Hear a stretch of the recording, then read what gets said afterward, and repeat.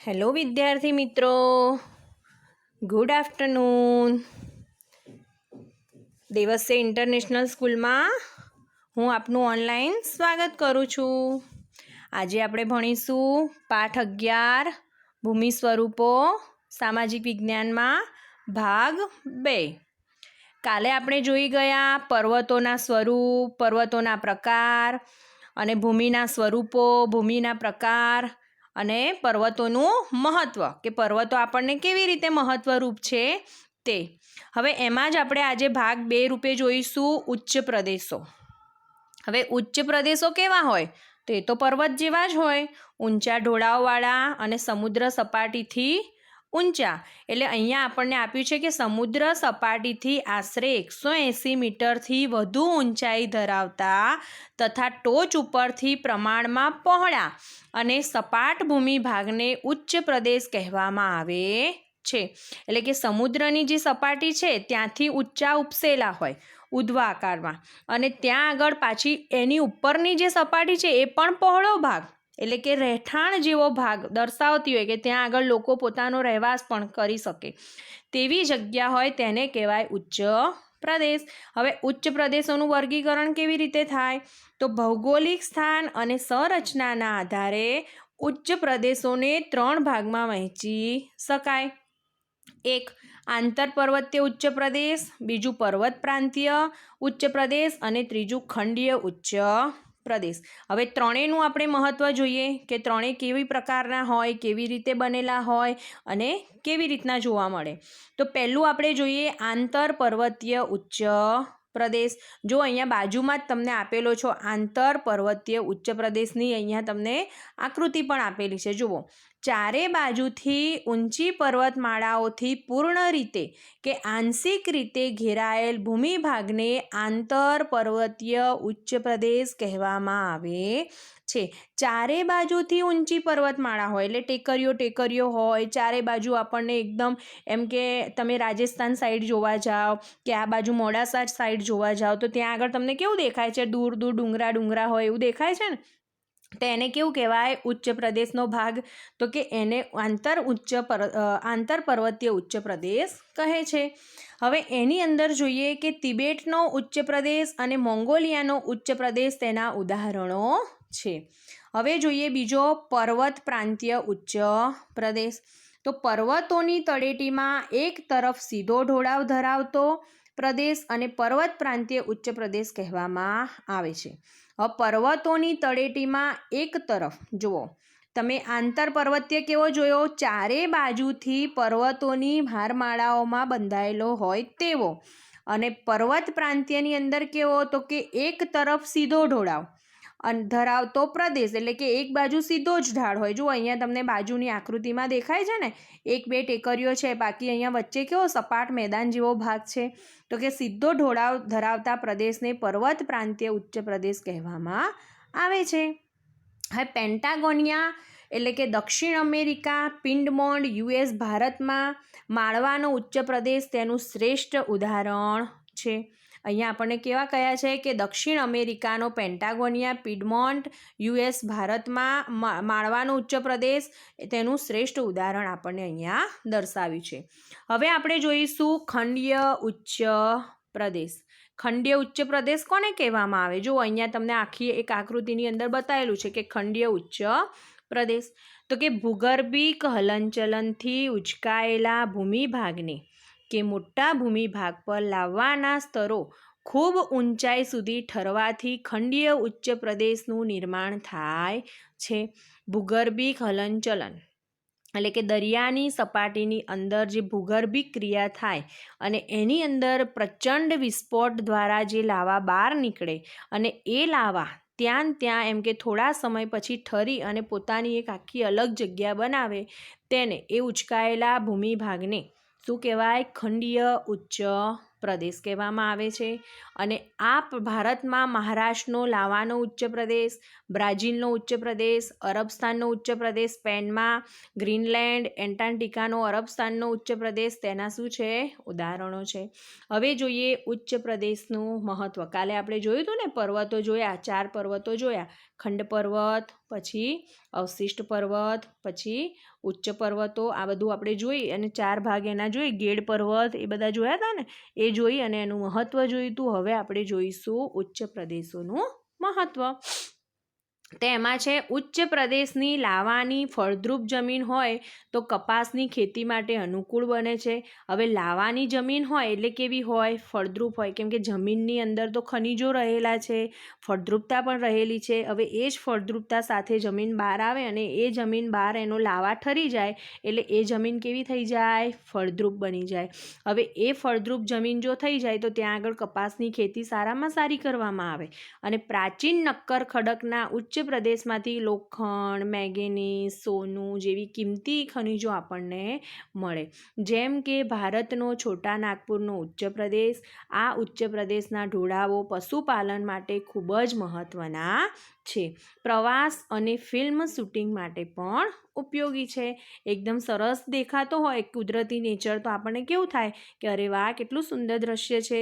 તો એ પ્રવાસ એટલે આપણે ફરવા માટે પણ જઈએ છીએ અને ઉચ્ચના ઢોળાવોવાળો હોય તો પશુપાલન માટે પણ ખૂબ જ મહત્ત્વનો ધરાવે છે. હવે આટલું જાણવું ગમશે. એમાં જો ચોપડીમાં તમને આપ્યું છે કે ગુજરાતના સૌરાષ્ટ્રની લગભગ મધ્યમાં ઉચ્ચ પ્રદેશની રચના થયેલી છે. હવે મેદાનો જોઈએ. અત્યાર સુધી આપણે કેવા જોયા? પર્વતોનું મહત્ત્વ જોયું, ઉચ્ચ પ્રદેશોનું મહત્ત્વ જોયું. હવે જોઈશું મેદાનો, પછી મેદાનોનું મહત્ત્વ.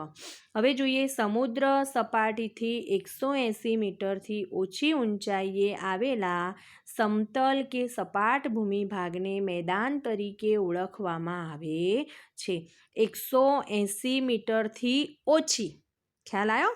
પર્વતો અને ઉચ્ચ પ્રદેશોમાં કેવું હતું? ઉચ્ચ પ્રદેશોની અંદર કેવું હતું? 180 મીટરથી વધુ ઊંચાઈ ધરાવતો હોય તો એને ઉચ્ચ પ્રદેશ કહેવાય. અને પર્વતો કોને કહેવાય? સમુદ્ર સપાટીથી 900 મીટર ઊંચાઈ ધરાવતો હોય એને.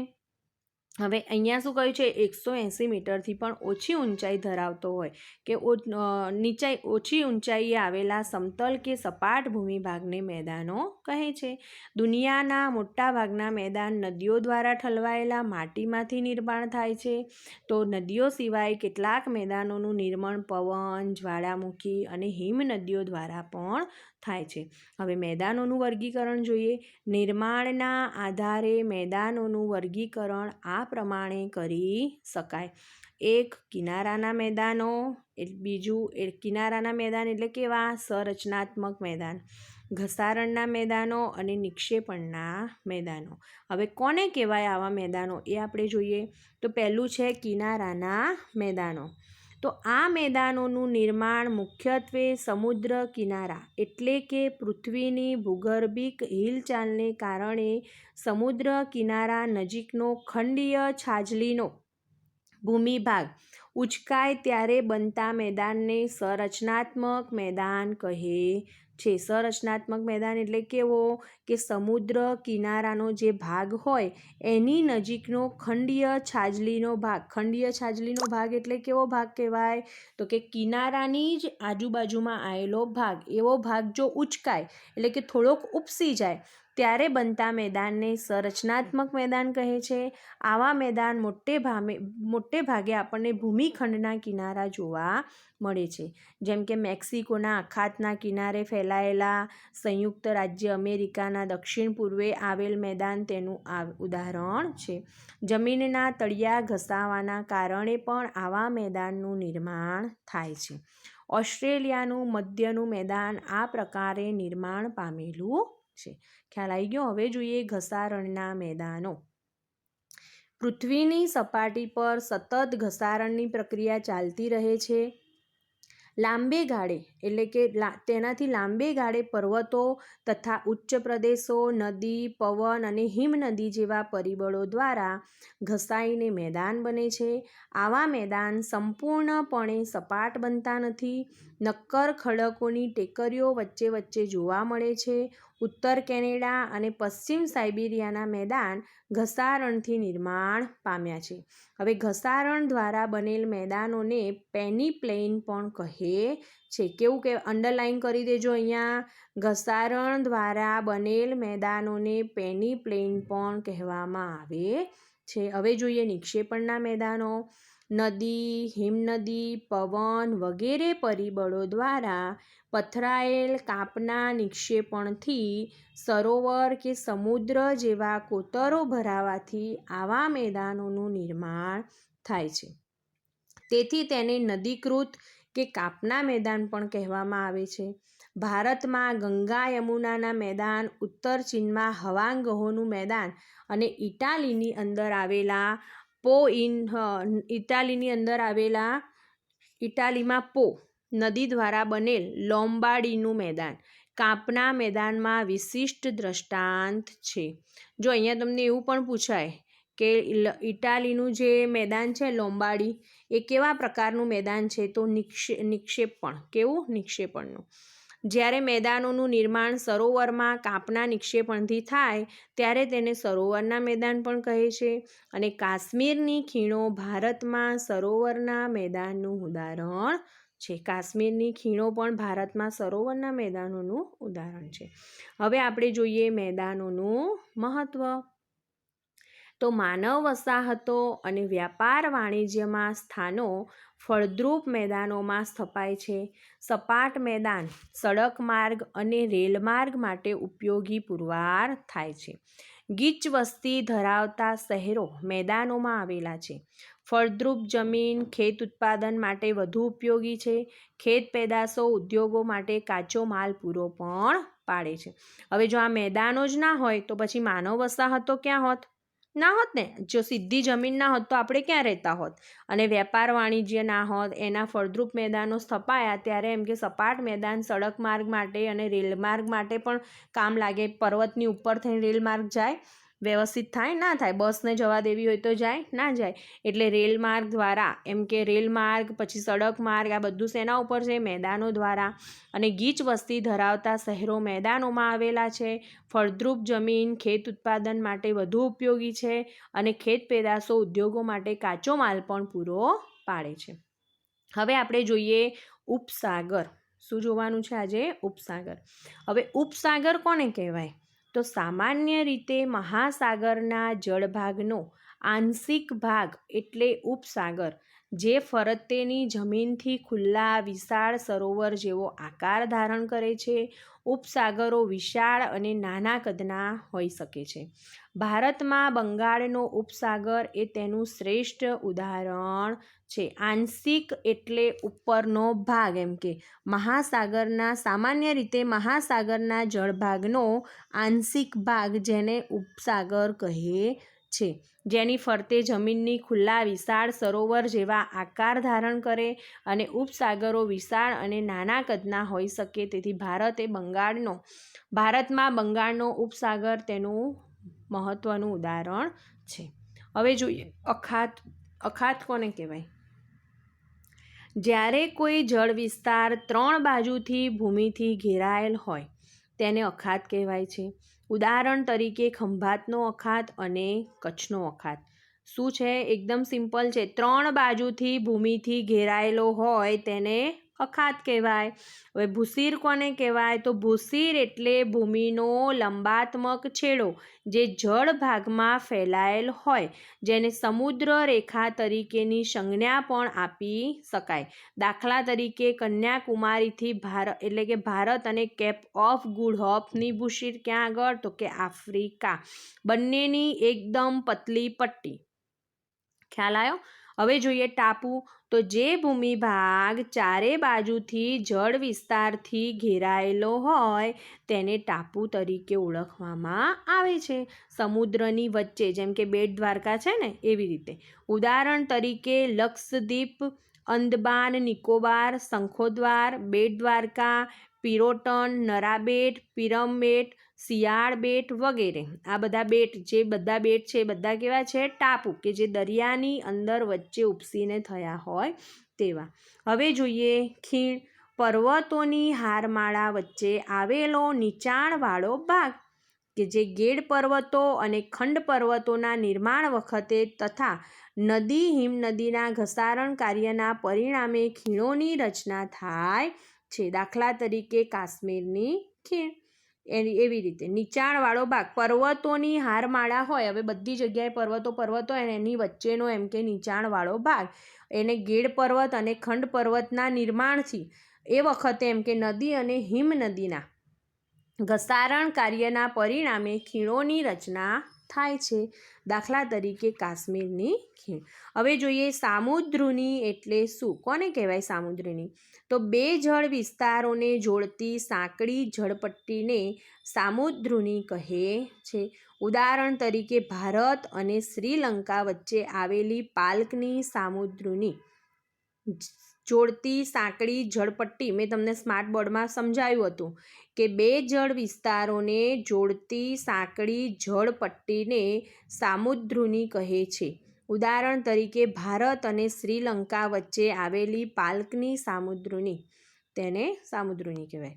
હવે સંયોગી ભૂમિ કોને કહેવાય? તો બે જળ વિસ્તારોને અલગ કરતી સાંકડી ભૂમિપટ્ટીને સંયોગી ભૂમિ કહે છે.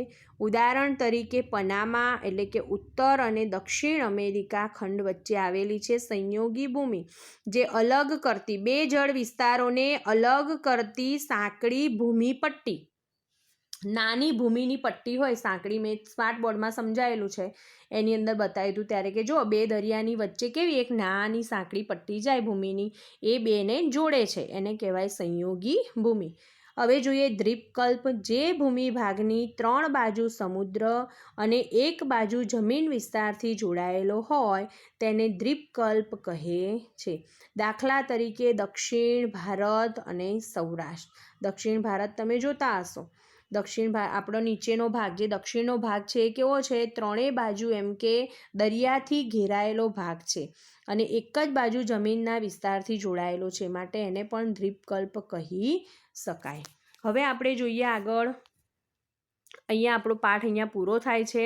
હવે આપણે જોઈએ સ્વાધ્યાય. તો સ્વાધ્યાયની અંદર પહેલો પ્રશ્ન 1, ભૂમિ સ્વરૂપ કોને કહે છે? તો ભૂમિ સ્વરૂપ કોને કહેવાય, તેના કેટલા પ્રકાર છે, તેને આપણે એના વિશે લખવાનું. આગળના પાઠમાં મેં તમને ટીક પણ કરાવ્યું છે, પાઠની અંદર મેં ટીક પણ કરાવી દીધા છે. હવે પર્વત એટલે શું, તેના મુખ્ય પ્રકારો કયા કયા છે? તો પર્વત એટલે શું એ લખવાનું અને તેના મુખ્ય પ્રકારો કયા કયા છે? ગેડ પર્વત, ખંડ પર્વત, એવી રીતના ખ્યાલ, અવશિષ્ટ પર્વત, એ રહ્યા એના પ્રકારો. પછી ઉચ્ચ પ્રદેશ અને મેદાન વચ્ચેનો તફાવત જણાવો. તો ઉચ્ચ પ્રદેશ કેવો હોય અને મેદાનો કેવા હોય એના વિશેનો આપણે તફાવત લખવાનો છે. પછી અહીંયા આપણે જોઈએ યોગ્ય વિકલ્પ વડે ખાલી જગ્યા પૂરો. તો ભારતનો સાતપુડા ખાલી જગ્યા પ્રકારનો પર્વત છે. કયો આવશે? ગેડ પર્વત, ખંડ પર્વત, જ્વાળામુખી પર્વત કે અવશિષ્ટ પર્વત, એ પણ મેં તમને કરાવી દીધું છે.